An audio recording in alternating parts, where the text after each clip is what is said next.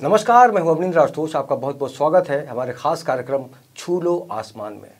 जैसा कि इस शो में आपने कई लोगों से मुलाकात की है और ये जानने की हमने कोशिश की है कि वाकई उनके अंदर जो जज्बा है, उनके अंदर जो उत्साह है, उनके अंदर जो उड़ान है, सपने हैं, उसको लेकर वो कितना सोचते हैं अपने आने वाले समय के लिए। लेकिन एक ईशा नाम की एक बच्ची हैं जिन्होंने फूलों से दोस्ती कर ली है, कांटों को इन्होंने दरकिनार कर दिया है, बिल्कुल साइड कर दिया है।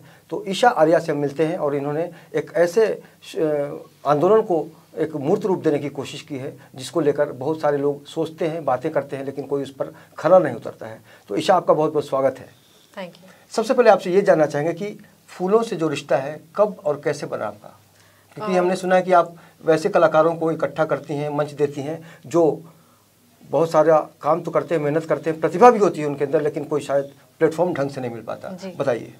तो ये चालू हुआ 2 साल पहले जब मैंने इंस्टीट्यूट ऑफ फ्लोरल डिज़ाइन से एक कोर्स किया था, जहाँ पे वो लोग फूलों से डेकोरेशन करना सिखाते हैं हमको। आप चाहे घरों की बात करें, इवेंट्स की बात करें, छोटे से छोटा गुलदस्ते से लेके पूरे इवेंट की सजावट तक हम फ्रेश फ्लावर्स से करना सीखते हैं ये कोर्स में, जो दादर में है ये इंस्टीट्यूट। और वहाँ से मेरा जर्नी शुरू हुआ और वहाँ पे मैं ऐसे और आर्टिस्ट से मिली जिन्होंने मेरे साथ ये पूरा जर्नी किया है।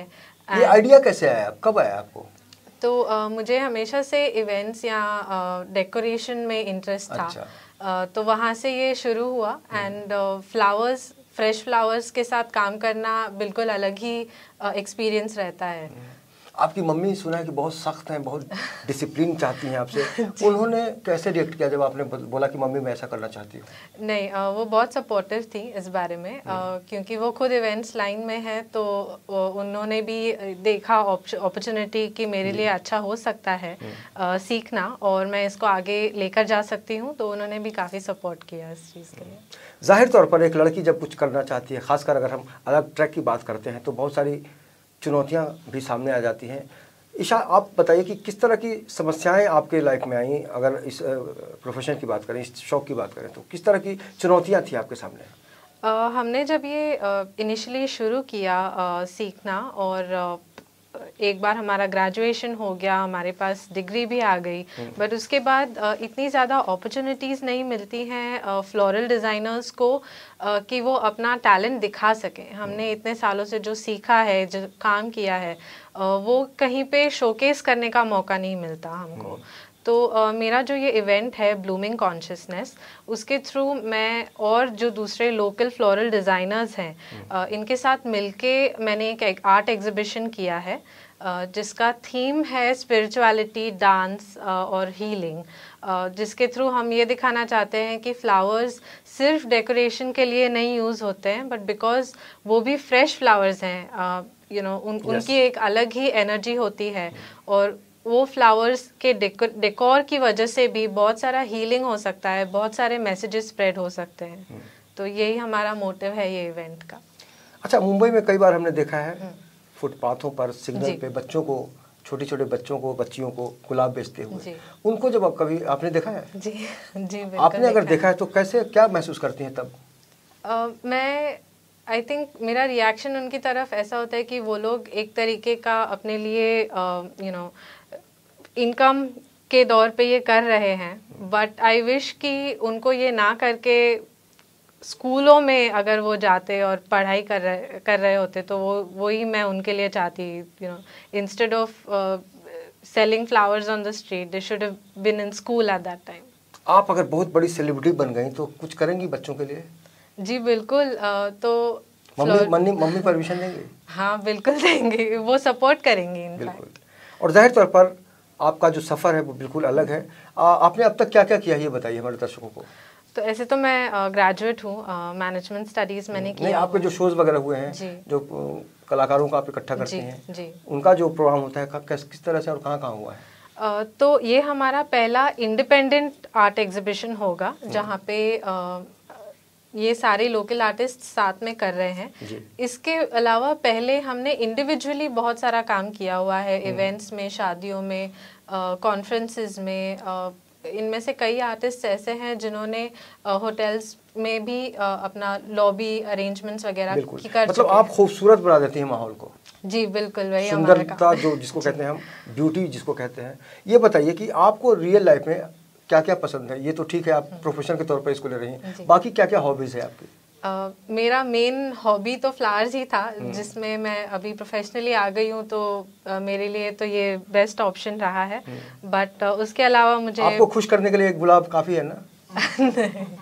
नहीं, मुझे बहुत पूरा बाग चाहिए रहेगा उसके लिए। बाग चाहिए। तो ये सोच है, युवाओं की सोच है। हिंदुस्तान पूरी दुनिया में 65% युवा देश है। हमारे प्रधानमंत्री गर्व से आज पूरी दुनिया में कहते हैं कि सबसे युवा देश भारत है। आपको कभी लगता है कि वाकई जो भारत सबसे ज़्यादा युवा है? आपको कैसा लगता है सुन के कि हम? ये बिल्कुल फैक्ट है, और मेजॉरिटी पॉपुलेशन हमारी ही यंग है ग्लोबल, अगर आप स्टैटिस्टिक्स को देखें तो ये बहुत बड़ा एडवांटेज है इंडिया के लिए भी। एंड हम भी उस रेवोल्यूशन का पार्ट होना चाहते हैं जो इंडिया को आगे लेकर जाए।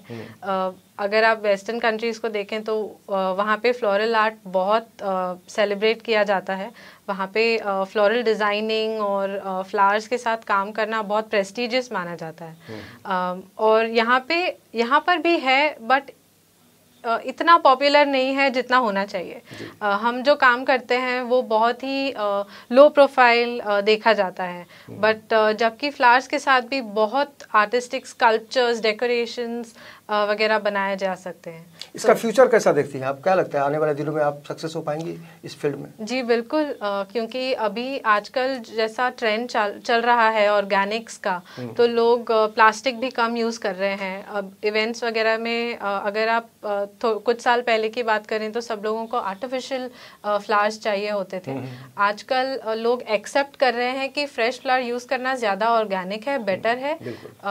तो ये इंडस्ट्री ग्रो हो सकती है अगर उसको सही अमाउंट ऑफ एनकरेजमेंट और मोटिवेशन और अटेंशन मिले सही लोगों से। बिल्कुल।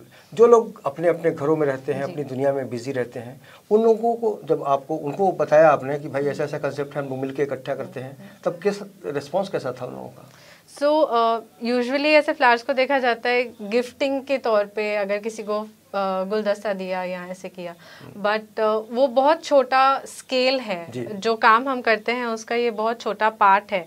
हम इससे कई ज़्यादा कर सकते हैं। जैसे घरों में भी अगर आप फ्लावर्स यूज़ करें तो बहुत अच्छा माना जाता है घर की एनर्जी के लिए।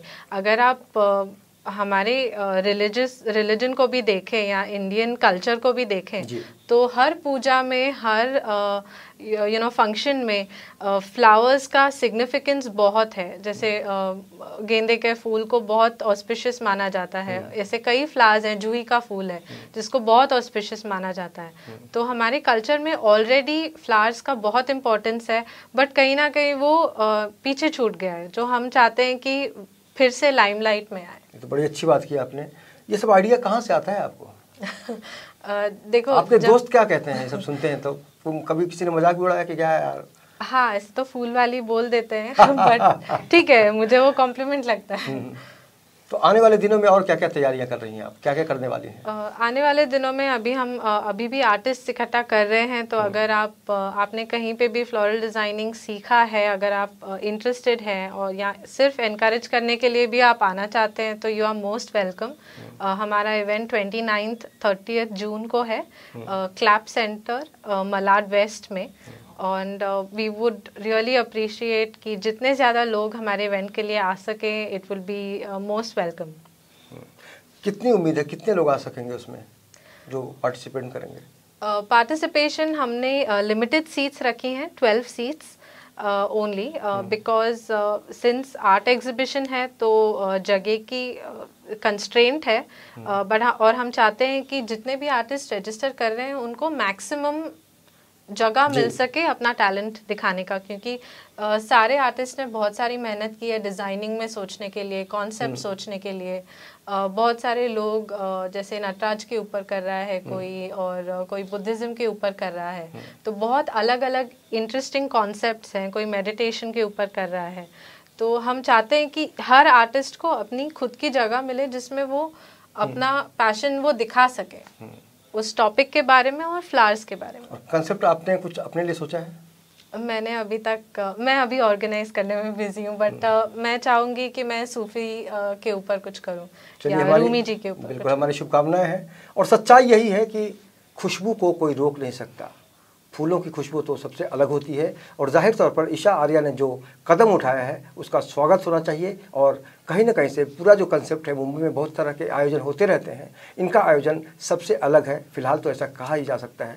तो हम आने वाले दिनों के लिए आपको बहुत बहुत शुभकामनाएं देते हैं और हम चाहेंगे कि अपने टैलेंट से आप उन लोगों को ज़रूर जोश दिलाएं जिनके अंदर जज्बा है काम करने का, लेकिन मौका नहीं मिलता है। जी बिल्कुल। तो बहुत बहुत शुक्रिया हमसे बात करने के लिए। तो कुल मिलाकर ईशा का रास्ता बिल्कुल नया है और हमें उम्मीद है कि इनके काम की खुशबू जो है वो हर तरफ फैलेगी। इस खास कार्यक्रम में इतना ही। बाकी की खबरों के लिए आप देखते रहिए 24 न्यूज़ और मुझे दीजिए इजाज़त। नमस्कार।